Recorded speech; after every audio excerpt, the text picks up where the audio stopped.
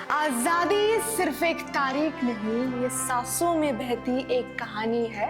तिरंगे के हर रंग में छुपी कुछ अनकही, कुछ अनसुनी निशानी है। Greetings, ladies and gentlemen. Today I, Shifra, stand before you to speak of an India where freedom lives beyond flags and anthems. Every 15th of August, we gather beneath one flag, sing one anthem, remember a handful of names, and call it freedom. But freedom has never fit inside a ceremony, it has always been larger. It lived in the fearless smiles of Bhagat Singh, in the unshaken faith of Ashfaqullah Khan, in the footsteps of Mata Gini Hazra that refused to retreat. And Preeti Lata Vadedar was just 21, yet embraced death before surrender. They gave us more than a nation, they gave us a chance to become one.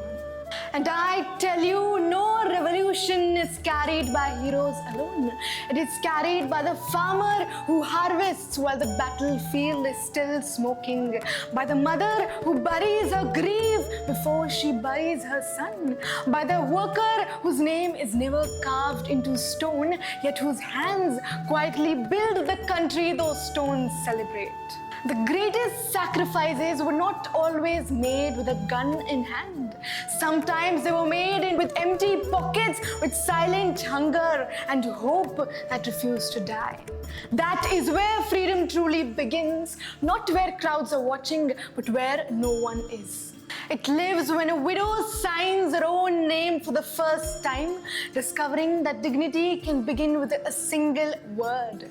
It lives when a boy studies by the trembling light of a torch, because electricity finally found his village that maps had long forgotten. It lives when a woman walks 11 kilometers beneath the burning sun, only to leave one ink-stained finger where silence once decided her future. And that is the India they dreamed of. An India where the mason wipes the cement off his hands just to salute the tricolor. An India where a nurse steps out after a 12-hour night shift, yet still pauses for the morning anthem. An India where an ordinary Indian may never enter the pages of history, yet writes the future through quiet honesty. And perhaps that is why India cannot be measured by the lines on a map.